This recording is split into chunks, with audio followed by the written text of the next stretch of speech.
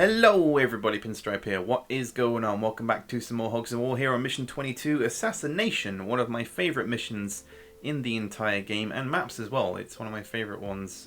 Being kept in this little fortress area is quite nice, but I like to start things off by taking out the scout that's in this corner of the map. By doing so, you ensure that he doesn't then run to the pillbox and cause some mayhem with it. I know this is the PC version, but I like to speak in general terms, as if the AI could actually move, because, well, we've discussed the PC version before and everything that comes with it, and obviously when it comes to pillbox versus artillery, you kind of know who's going to win, and the gunners that are in the artillery at the moment are fairly accurate with their shots as well, so if I were to jump into the pillbox, I would be taken down in like 2 turns. There is, of course, also the hero that is hiding in that shelter, so you want to get rid of him as soon as possible because he does have an airstrike, and he can also cause some intense damage by hiding in the shelter and just raining down hell with the airstrike. But there are also plenty of medals on this mission. If you take out the hero and destroy the artillery, then you will get some extra goodies, which is handy. Because we're at the stage where we just want to promote our commandos to heroes and prepare for the final 3 missions. Once that's done, then we can progress onto hard mode, which is where the juicy stuff is going to happen, because I haven't played hard mode in a long time, and yeah, we'll discuss that later on as time goes on. The gunners tend to have a tick in that they will jump out of their artillery. Sometimes they'll jump off the artillery, run around, jump back into the artillery, jump out of the artillery again, and they just kind of go through that motion constantly. So you want to take the artillery as soon as possible and use it against them. So I like to take one, shoot at the other, have the other one shoot back at me, and, you know, just whittle down the damage of the artillery as much as possible. Sometimes, as the case is in this mission, I do shoot at my own artillery, but if the objective is to destroy them, then why not? You just got to make sure that they're not inside the artillery when you destroy them, because you don't want to damage your own pigs. But this mission does keep you on your toes as well, because the enemy does have some reinforcements that come in. 2 commandos that drop down that don't really pose too much of a threat, as long as you acquire the airstrikes that are in the the top left corner of the map from my position currently, which is where I'm going to be heading in a second. I'm just going to grab the medal that we got from killing the enemy hero, and then fly down and try and collect those airstrikes. As soon as you got those, it's cool, because when the commandos come in, they will try and jetpack into that corner and collect them, and obviously you don't want to do that, because you don't want to let them do that, sorry, because they will rain hell down on you, as always, as it is with the airstrike.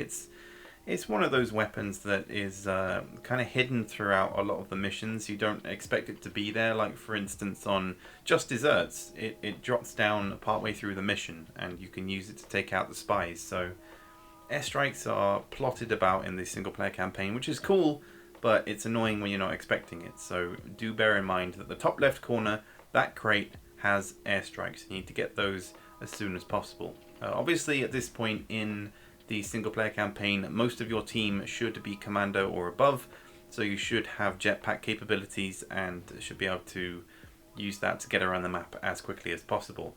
I try and keep the rest of my team sort of in this general area, because, I mean, I'm just trying to shoot the artillery, but they do shoot back, so you've got to use the walls to your advantage.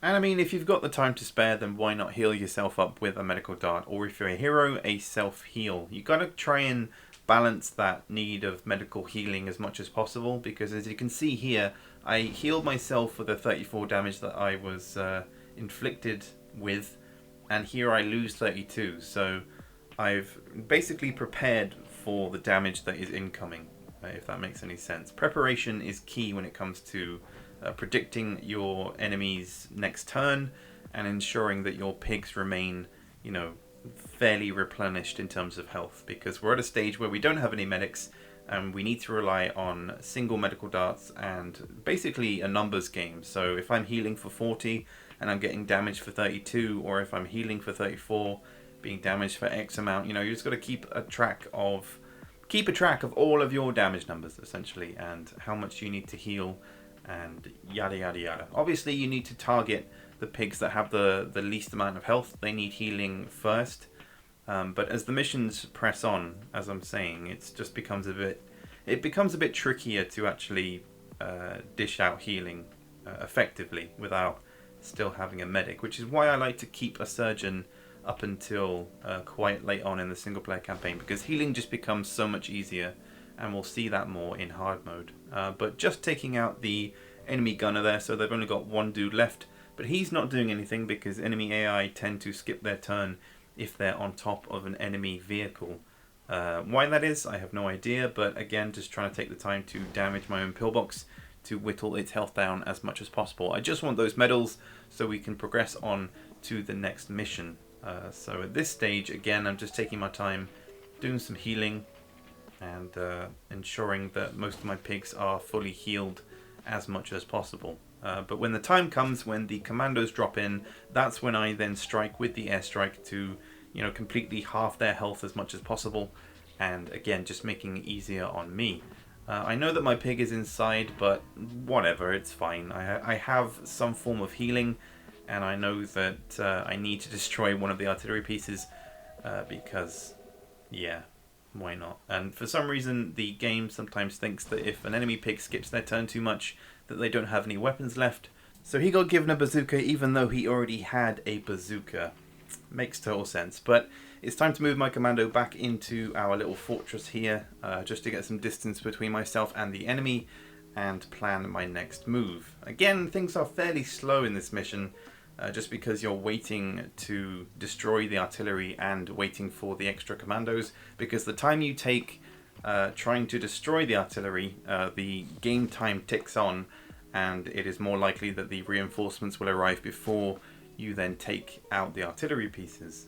So taking the time to heal up, and of course the enemy can now shoot me because he's not on top of the artillery, and in come the commandos. So I'm ready, it's cool, collect the medal, it's all chill, use the artillery, which is probably why you're wondering, why haven't you used it on the artillery up until this point, but it was just because I was saving it for these two commandos. Again, don't forget, I've still got that crate that I picked up earlier that has the 3 airstrikes in it, so if I really need to, I can just double down on those and inflict all the crazy amounts of damage. So it pretty much halves their health relatively, or maybe just a bit more than that, which is fine.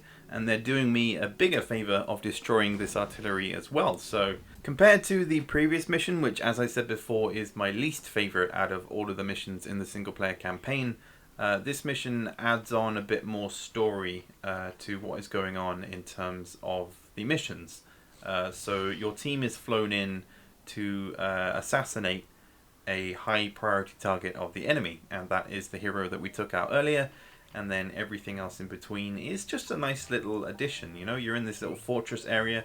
There's some depth to this this story, or this mission story, rather than mission 21 where it's like, oh, just destroy these toilets and take out these pigs that are, just equipped with the most irritating weapons that make it impossible for you to survive with all of your team intact, So, I don't know, just differences in storyline can make such a huge difference, and ultimately can make a mission way more interesting. But overall, I've been on top of everything, except for my 2 commandos here that are just sort of hiding in this corner. But like I said, for this mission, the key things to note are take out the artillery, gain the medals, heal where necessary, and don't do anything stupid, because you can shoot off the door to the fortress that can give you a better view, but I'd say use the fortress as much as possible, both in terms of hiding behind walls and just using it as general cover, both from artillery and from the commandos and heroes later on, because when you get to hard mode, the commandos go 1 level up, so the reinforcements that drop in are actually heroes. So I look forward to that later on in this campaign as we go forward. But overall, this is pretty much going to wrap everything up for this video. I hope you enjoyed my little showcase of Mission 22. What are your thoughts on it? Let me know everything you have to say in the comments. And in the meantime, I will catch you guys later for the next one.